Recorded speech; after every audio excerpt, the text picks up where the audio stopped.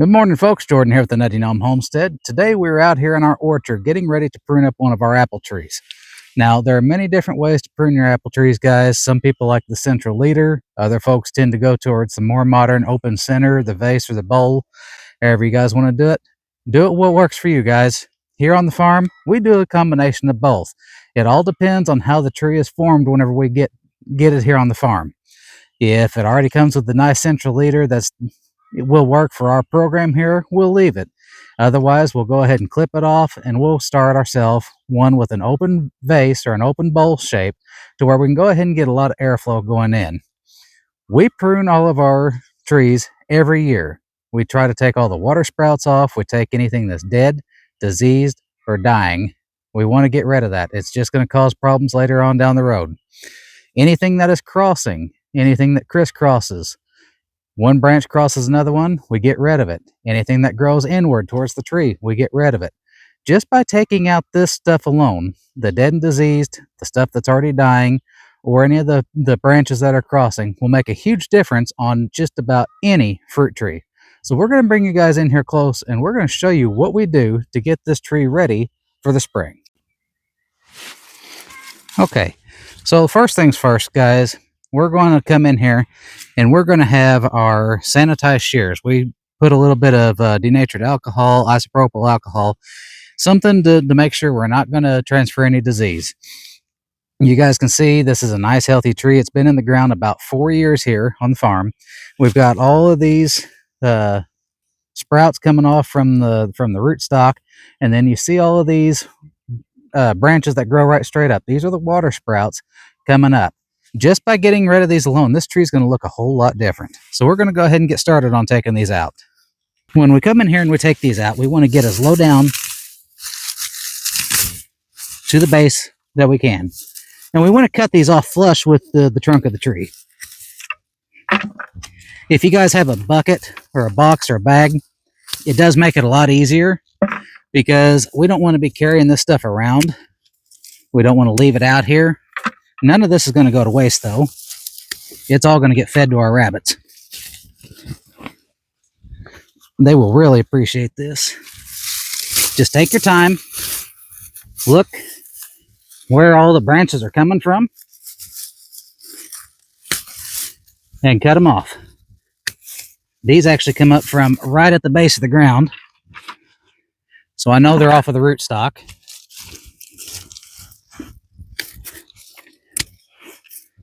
We're just going to take our time, go around the tree, make sure we get them all.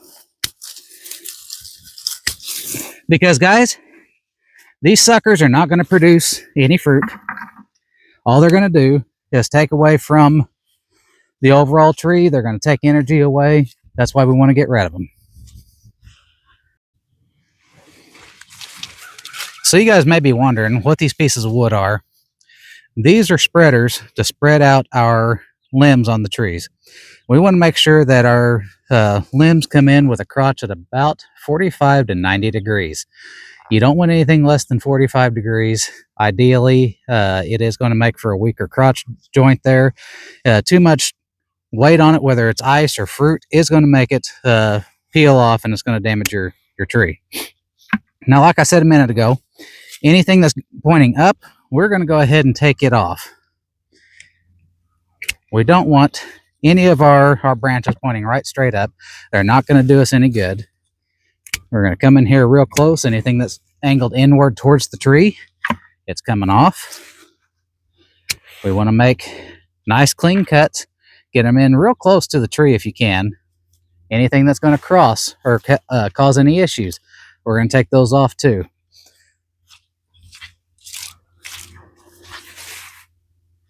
Over here, see this branch comes out and goes right straight up. We're going to go ahead and take this off. Get rid of that. These little guys, they're just going to suck energy away from your tree. They're not going to mount to anything, guys. Go ahead and get rid of them. We've got some branches here that are growing right straight up, right into the middle of our tree. Go ahead and get rid of these guys.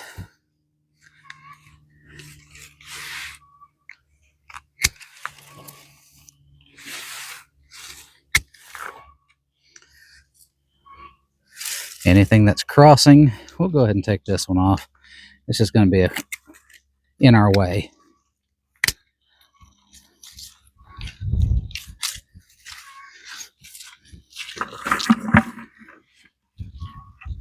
Now, if you want to save some of this for scion, for grafting, that's perfectly okay. We do tend to only graft certain trees and certain varieties. There's a couple around here that we really like. We have a yellow delicious that is absolutely phenomenal. A lot of our wine saps are grafted. So I'm just going to work around this tree and we're going to get it cleaned up here.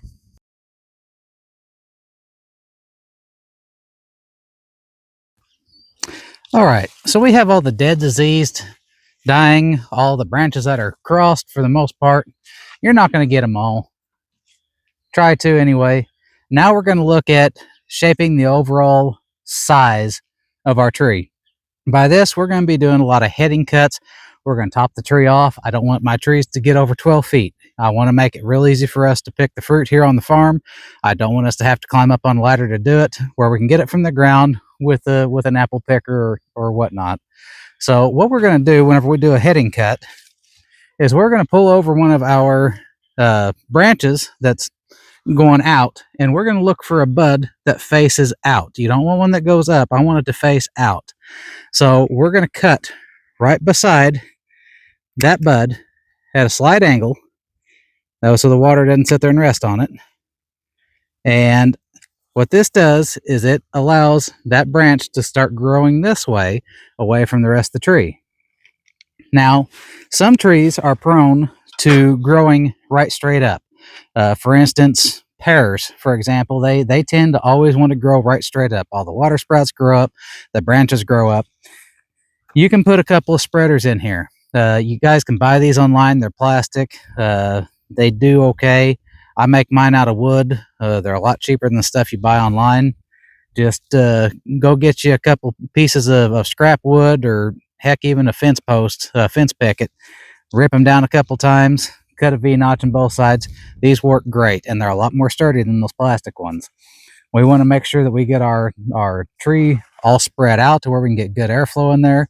Just getting the airflow into the tree is going to alleviate a lot of our problems with fungus and disease and insects and so on and so forth, because we're going to have more light get into that tree, and we're going to have more air circulation in there, and that's really going to help us out in the long run.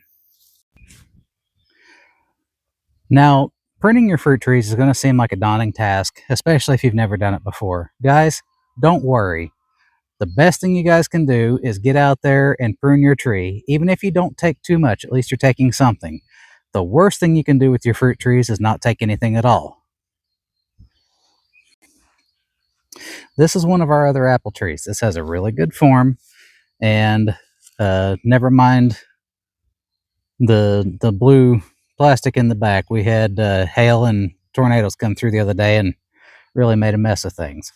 So as you guys can see here on this apple tree, and I've already sanitized my trimmers again, we've got a nice bowl shape. We got an open center. The height it's about 7 foot tall up here at the height. It will grow a little bit taller, but whenever we got this tree, it was about 7 or 8 feet tall. What I did is I came in here and I cut it off at about 4 feet high. We had these 4 branches out. It put off another shoot coming up this way. This worked out really well. We had a lot of fruit on this tree last year. We got a nice open center. We're going to go ahead and we're going to open this up just a little bit more. Like I said earlier, anything that's crossing or growing inwards, we want to get rid of that. That good air circulation is really what helps us out in our preventative maintenance.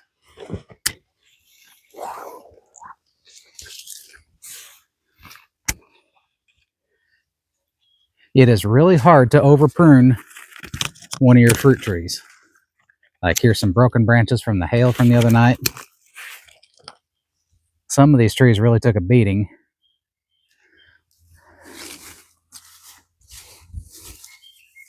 Couple of branches right here. We'll go ahead and get rid of them. This will come out across eventually. This is growing inward.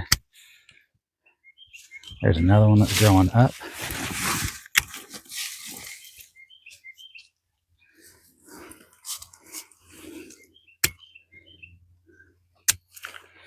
Now, I think we'll just about leave that one alone now. It is stressed from having the hail damage here the last couple of days. So we'll go ahead and get this one taken care of. We'll get these sprayed again here real soon. But as you guys can see, we got a nice open center here. It is a nice manageable height. All of our trees here are semi-dwarf. We do try to keep them at about 10 to 12 feet maximum. That makes it easy for us to pick the fruit from the ground. I don't want anybody on ladders picking fruit around here. So this is how we prune our fruit trees on the farm, guys. If you guys have any questions or comments about pruning your fruit trees in your backyard orchard, let us know. If you guys do it a little bit different, tell us in the comments down below. We're always learning, guys. Like I said, some of our trees are the open bowl shape. Some of them have a central leader, and some of them can be kind of feral at times, especially those pears. So if you guys wouldn't mind, like, share, and subscribe. Leave a comment down below. It really does help us out. You guys are awesome. Get out there, prune your fruit trees. You'll be happy you did. Y'all stay safe.